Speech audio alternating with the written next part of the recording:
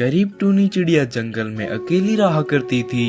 जब एक दिन वो बाजार में अपने मिट्टी के बर्तन बेचने जा रही थी, अरे ये बच्चे की रोने की आवाज कहाँ से आ रही है? तभी उसे नदी में बहता हुआ एक बच्चा दिखाई दिया। टूनी चिड़िया उस बच्चे को बचा लेती है। क्योंकि उसकी कोई संतान नहीं थी, इसलिए उसकी ममता जाग उठी। उसने उसको अपना बच्चा समझ लिया और बहुत ही अच्छे से उसकी परवरिश करने लगी। और धीरे धीरे सोनू चढ़ा बड़ा हो गया। एक दिन वो बोलता है, माँ, मुझे स्कूल की तरफ से पिकनिक के लिए शहर ले जाया जा रहा है और टीचर ने बोला है कि सारे बच्चों को नए नए जूते पहन कर आने हैं। लेकिन माँ, मेरे पास तो कोई नए जूते नहीं है। माँ, मैं पिकनिक कैसे जाऊँगा?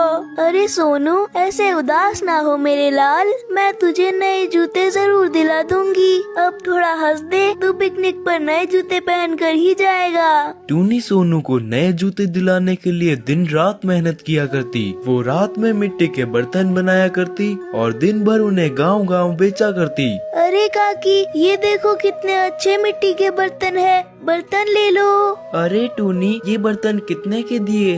अरे चीचू बहन, ये तो सिर्फ 20 रुपए के हैं। आप चाहो तो 15 में दे सकती हूँ। अरे ठीक है टूनी, मुझे ये बर्तन दे दे और ये पैसे रख। इसी तरह टूनी हर रोज बर्तन बेचा करती और कुछ ही दिनों में उसके पास नए जूते खरीदने जितने पैसे हो गए। और हर रोज अपने शरीर से इतना काम करने की वजह से वो धीरे धीरे बीमार होती गई। सोनू बेटा, ये ले तेरे नए जूते, अब तू अच्छे से पिकनिक पर जा। माँ, ये जूते कितने अच्छे हैं। माँ, आप बहुत अच्छी हो। मैं अभी इसे अपने दोस्तों को दिखा कर आता हूँ। मुझे चिढ़ा रहा था कि तेरी माँ कुम्हारन है, तुझे कभी नए जूते नहीं दिलाएगी। सोनू के मुंह पर ऐसी खुशी देखकर टूनी बहुत खुश हुआ करती थी। बेटा, सारी तैयारियां हो गई शहर जाने की? हाँ माँ, सब कुछ हो गया है। कल सुबह ही शहर के लिए निकलना है और जैसे ही मेरी वहाँ नौकरी लग जाती है तो मैं आपको वहाँ बुला लूँगा। कुछ दिनों बाद ही सोनू की शहर में नौकरी लग जाती है। लेकिन इधर बेचारी टूनी चिड़िया अपने बेटे के बिना बहुत उदास रहा करती थी। शहर में सोनू अपने काम में बहुत व्यस्त हो गया और अपनी माँ को भूल गया। एक दिन, अरे कालू, शहर से मेरे बेटे का फोन आया था क्या? मैंने तेरी ही दुकान का उसे नंबर दिया था।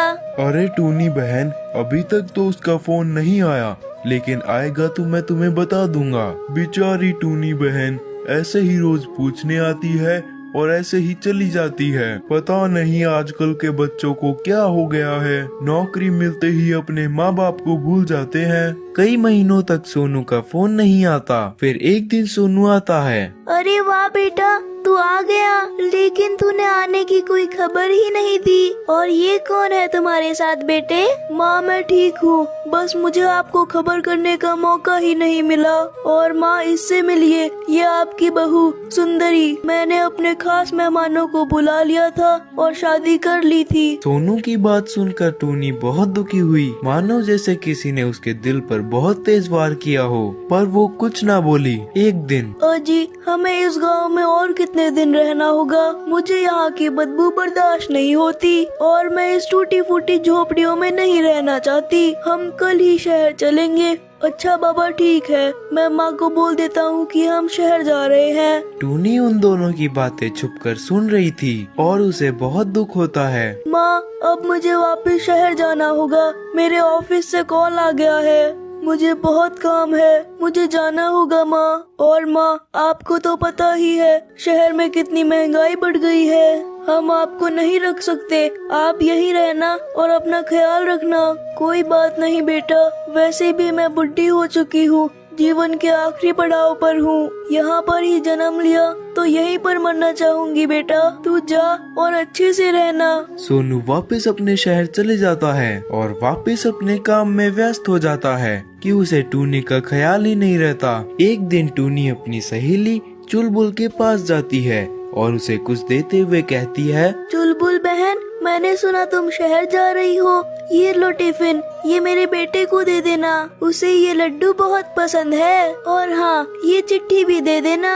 हाँ हाँ टूनी बहन, मैं शहर जा रही हूँ तो तेरे बेटे को भी ये दे दूंगी। शहर पहुँचने के बाद चुलबुल सोनू को वो टिफिन भी देती है और वो चिट्ठी भी देती है। चुलबुल के जाने के बाद सोनू उस चिट्ठी को पढ़ता है। सोनू मेरे लाल, तेरी बहुत याद आ रही थी, इसीलिए चुलबुल के हाथों तेरे पसंदीदा लड्डू भेज रही हूँ। रोजाना एक गिलास गर्म दूध के साथ ये लड्डू खा लेना, ठीक है ना बेटा? तू शहर में रहकर बहुत कमजोर हो गया है। मैं तुझे अपनी जिंदगी की एक राज बताना चाहती हूँ बेटा। बेटा, जब तक तू इस चिट्ठी को पढ़ रहा होगा, मैं इस दुनिया को छोड़ चुकी होंगी। बेटा, मैं तेरी असली माँ नहीं हूँ, तू तो मुझे एक नदी में बहता हुआ मिला था। बेटा, अगर तुझे पालने में मुझसे कोई गलती हो गई हो तो मुझे माफ कर देना। टूनी की ये चिट्ठी पढ़कर सोनू फूट फूट कर रोने लग जाता है और जल्दी से उड़ते हुए अपनी माँ के पास पहुँचता है। पर टूनी ये दुनिया छोड़कर जा चुकी थी। सोनू भारी मन से अपनी माँ का अंतिम संस्कार करता है और अपने किए पर उससे माफी मांगता है। दोस्तों, अगर हमारी कहानी पसंद आई हो